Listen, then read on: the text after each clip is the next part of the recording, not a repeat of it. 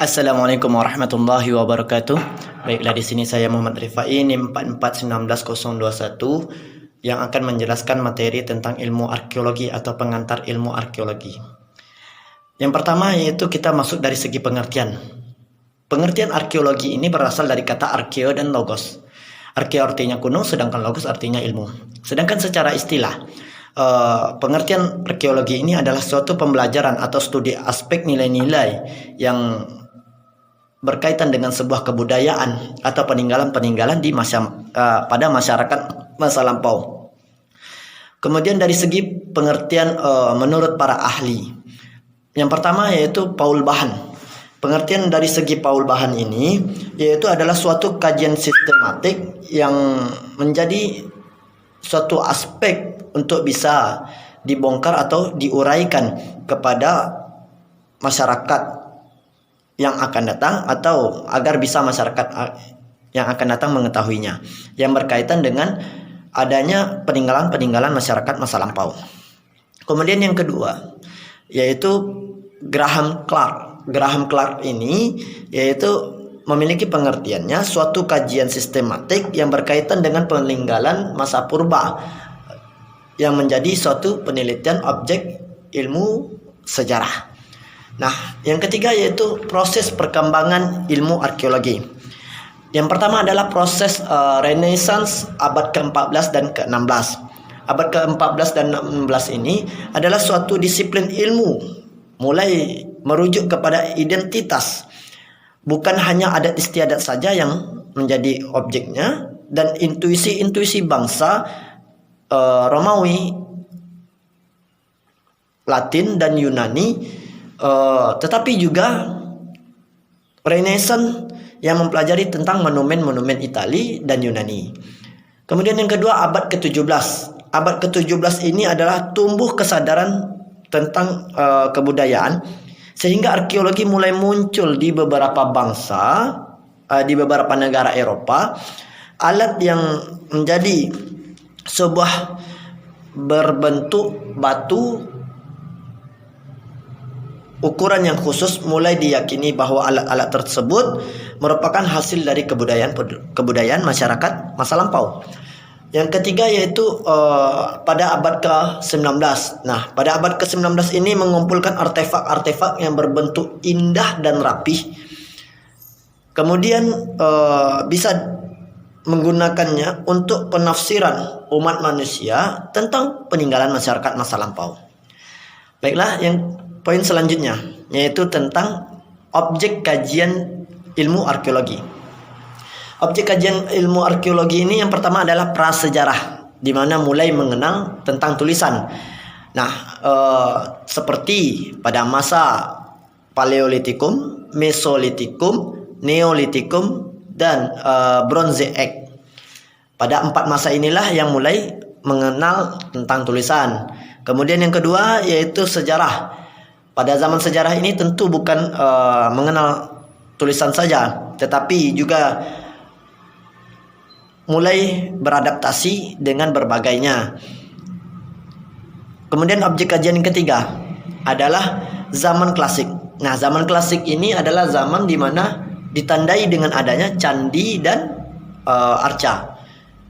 Kemudian proses yang keempat atau objek kajian keempat adalah Islam masuk. Nah, ketika Islam masuk ini ditandai dengan adanya masjid dan batu nisan. Dan yang terakhir yaitu adalah objek kajiannya seperti periode kolonial.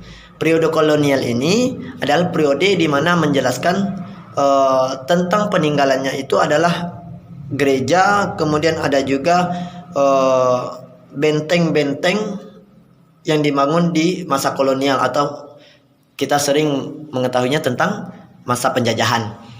Yang terakhir itu adalah poin D atau poin keempat, hikmah atau pembelajaran yang bisa kita ambil. Yang pertama adalah kita bisa mengenal dan mengetahui apa saja yang menjadi peninggalan-peninggalan masyarakat masa lampau. Yang kedua, kita mengetahui apa saja kebudayaan-kebudayaan yang ada pada masyarakat masa lampau. Dan yang ketiga yaitu bisa menambah ilmu pengetahuan kita yang lebih mendalam. Itulah poin yang dapat disampaikan pada poin pertama. Poin yang kedua yaitu tentang tujuan arkeologi. Tujuan arkeologi ini disimpulkan dari pendapat menurut Louis R. Binford. Yang pertama yaitu merekonstruksi tentang sejarah kebudayaan masyarakat masa lampau. Kemudian yang kedua, cara-cara hidup masyarakat masa lampau. Dan yang ketiga, tujuannya adalah proses perubahan suatu bangsa atau suatu budaya dari masyarakat masa lampau. Kemudian poin keduanya adalah tentang data-data arkeologi. Data-data arkeologi ini terbagi atas 3 bagian. Yang pertama itu adalah artefak. Artefak ini adalah sebuah perubahan pada suatu benda, baik secara sebagian ataupun keseluruhan. Kemudian yang kedua, ekofak. Ekofak ini tidak adanya perubahan pada benda tersebut, tetapi melekat pada manusia itu sendiri seperti fosil dan bebatuan.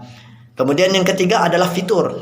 Nah, fitur ini adalah suatu sisa-sisa dari peninggalan-peninggalan atau kegiatan masyarakat masa lampau.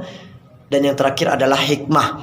Hikmah yang bisa kita ambil adalah tentang dari tujuan arkeologi ini, kita bisa mengetahui apa saja data-data dan objek kajian ataupun tujuan dari kita mempelajari dari ilmu arkeologi ini. Yang pertama yaitu kita bisa lebih mengenal pada tiap-tiap bagian-bagian data-data maupun tujuan-tujuan arkeologi ini. Kemudian yang kedua, menambah pemahaman kita dalam mempelajari sebuah ilmu arkeologi. Dan yang ketiga yaitu dengan adanya tujuan arkeologi ini bisa menjadi terarah dalam sebuah penelitian ataupun penemuan-penemuan yang akan kita uraikan. Itulah poin yang pembahasan kedua. Poin selanjutnya yaitu poin ketiga atau pembahasan ketiga tentang hubungan ilmu arkeologi dengan ilmu lainnya. Yang pertama itu dari segi ilmu sejarah. Sejarah dengan arkeologi. Sebenarnya keduanya ini adalah merupakan disiplin ilmu yang saling berkaitan, di mana sejarah itu memiliki tujuan juga untuk pada masa lampau, begitu juga dengan arkeologi. Tetapi yang menjadi suatu perbedaannya adalah sejarah dari segi tertulis, sedangkan arkeologi itu dari segi materi untuk menafsirkan suatu kajian di masa lampau. Nah, kedua yaitu menurut pendapat Profesor Konco-Leningrat, antara ilmu arkeologi dan ilmu antropologi itu juga memiliki kaitan, di mana keduanya ini adalah suatu ilmu yang menemukan suatu kesulitan yang bisa menafsirkan suatu kebudayaan, ide, dan pemikiran.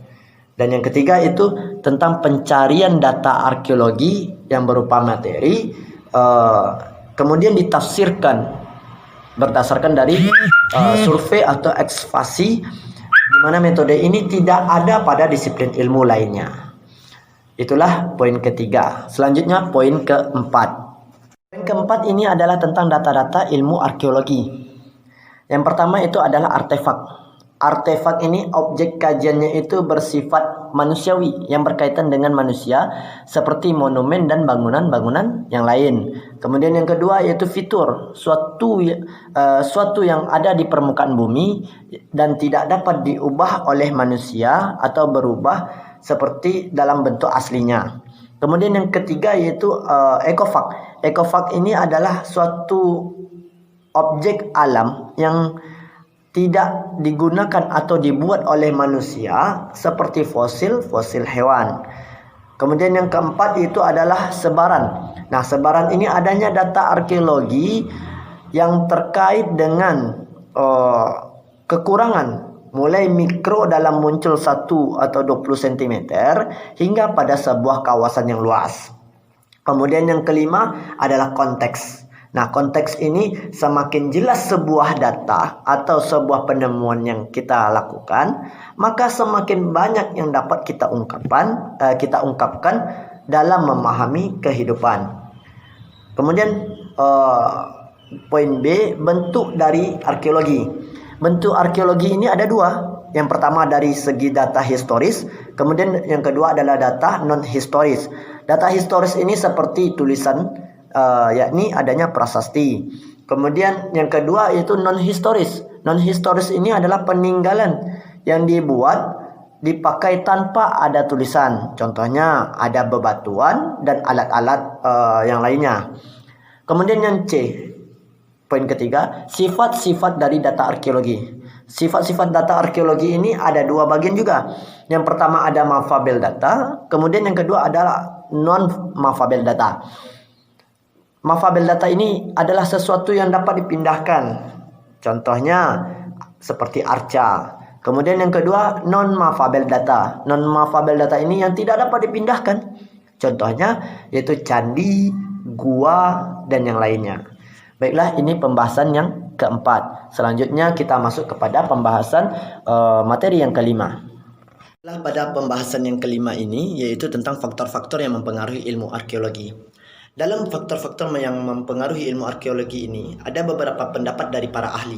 Pendapat yang pertama yaitu dari Consor-Diningrat. Nah, Consor-Diningrat ini menyatakan bahwasannya yaitu tentang kebudayaan yang mengandung nilai-nilai upacara dan keagamaan, di mana yang di dalamnya itu juga terdapat tentang yang berkaitan dalam mempengaruhi ilmu arkeologi, baik dari segi bahasa, kesenian, kemudian sistem upacara atau ilmu pengetahuan yang dikembangkan, itu adalah yang bisa berdampak dalam pengaruh untuk ilmu arkeologi. Kemudian yang kedua yaitu pendapat dari William Chandon, John Aubrey, kemudian yang terakhir ada William Sturclay.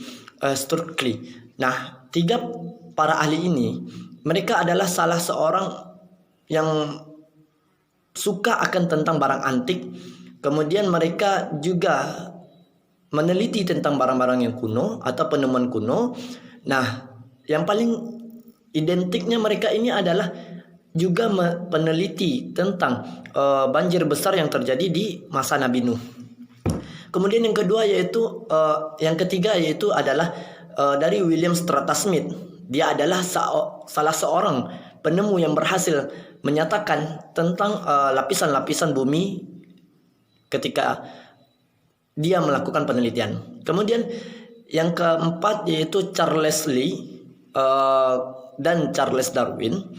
Ia adalah para ahli yang melakukan penelitian tentang asal-usul manusia ini. Kemudian yang terakhir itu ada Guillaume Pius. Nah, dia adalah salah seorang yang menyatakan dengan hal yang berkaitan di atas berhasil. Ia meneliti tentang adanya penemuan-penemuan teori tentang tentang seperti kapak perunggu, kemudian nekara dan beliung serta yang lainnya. Nah, berdasarkan dari pernyataan para ahli di atas dapat disimpulkan bahwasanya adanya perkembangan-perkembangan, kemudian adanya penemuan-penemuan yang bisa menjadi faktor-faktor yang mempengaruhi akan tentang ilmu arkeologi ini, baik dari segi kehidupan masyarakat, kemudian kebiasaannya, kemudian alat-alat yang digunakan, serta peninggalan-peninggalan yang menjadi penelitian dalam ilmu arkeologi. Baiklah, itu pembahasan yang kelima, dan selanjutnya kita masuk kepada pembahasan yang keenam. Kita masuk pembahasan yang keenam, yaitu tentang tujuan menganalisis suatu penemuan arkeologi. Nah, dalam menganalisis penemuan arkeologi ini, tentu ada langkah-langkah yang perlu kita siapkan dalam untuk melakukan sebuah penelitian. Dalam penemuan itu, dalam melakukan hal tersebut, ada beberapa langkah yang menjadi penentu, yaitu yang pertama adalah tentukan objek yang akan kita teliti. Yang kedua yaitu kita menyusun jadwal untuk melakukan kepergian dalam meneliti. Nah, yang ketiga kita mengajak teman, rekan atau yang bisa membantu serta menolong kita dalam hal penelitian tersebut. Kemudian yang keempat, menyiapkan sesuatu segala yang diperlukan dalam kita melakukan penelitian. Nah, yang kelima yaitu membuat janji dengan orang yang akan kita minta informasi kepadanya tentang penjelasan yang akan kita teliti. Ini 5 langkah dasar dalam kita untuk melakukan sebuah penelitian. Kemudian ada poin yang kedua atau poin B-nya, yaitu persiapan membuat laporan penerbitan atau laporan tentang penelitian.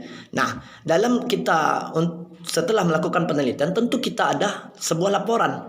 Nah, dalam bentuk laporan ini ada beberapa poin. Poin pertama yaitu pengumpulan data dengan meliput ada pengamatan untuk memperoleh sebuah gambar atau informasi atau situs yang berkaitan dengan yang kita teliti.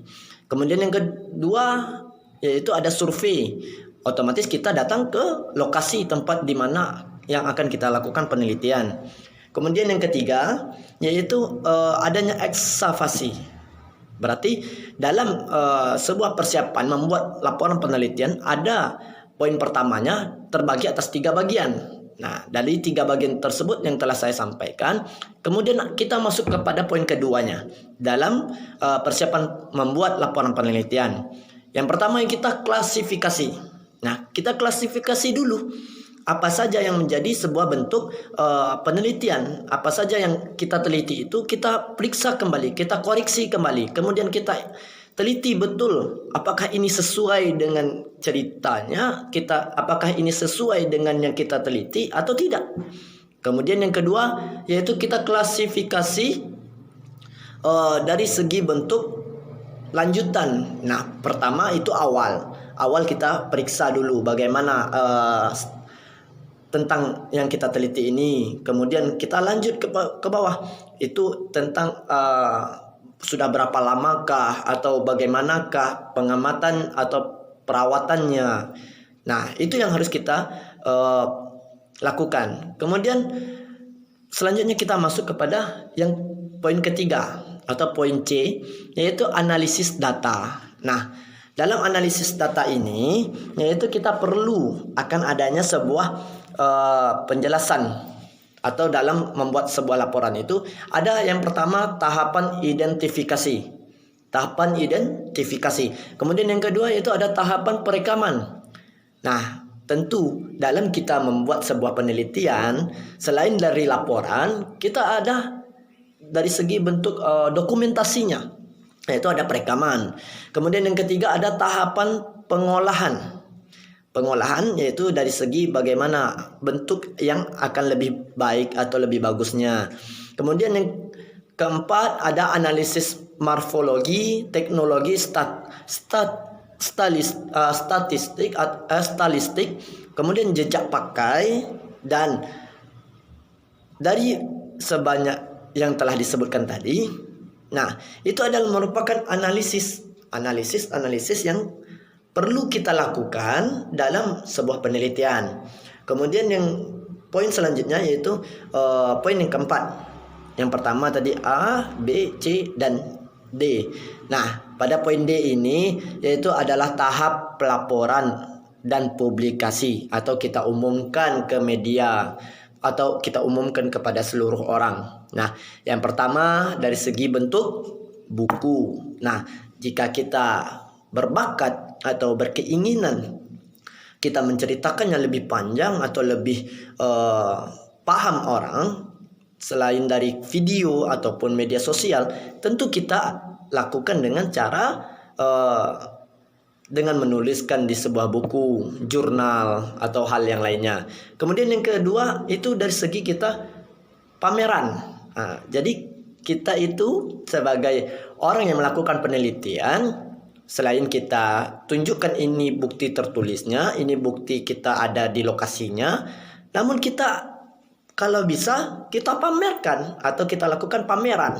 Nah, itu bukti yang kedua. Yang ketiga itu visual. Nah, visual ini biasanya itu juga dilakukan dalam penelitian atau mempublikasikan sebuah penelitian yang telah kita lakukan. Baiklah, telah sampai kita kepada 6 pembahasan dari tentang pengantar ilmu arkeologi. Mudah-mudahan dengan adanya kita membahas materi-materi yang ada di dalam ilmu arkeologi ini, kita bisa menambah akan ilmu pengetahuan kita, terutama kita sebagai anak sejarah, dan kita juga sebagai orang yang wajib mengetahui akan tentang suatu hal yang berkaitan dari zaman dahulu hingga sampai zaman sekarang. Dan bagaimana yang zaman dahulu itu apakah masih terawat atau terjagakah atau tidak sama sekali, atau ada yang masih terjaga namun hanya beberapa orang yang melakukan penjagaannya. Nah, itu yang harus kita lakukan. Kita teliti, kemudian kita lihat, kalau jika bisa ada waktu yang luang, kita lakukan penelitian ke lokasinya langsung. Nah, itulah yang dapat saya sampaikan pada pada penyampaian kali ini. Saya akhiri dengan mengucapkan terima kasih banyak kepada Ibu dosen. Mohon maaf atas segala kekurangan dari saya. Saya akhiri. Wassalamualaikum warahmatullahi wabarakatuh.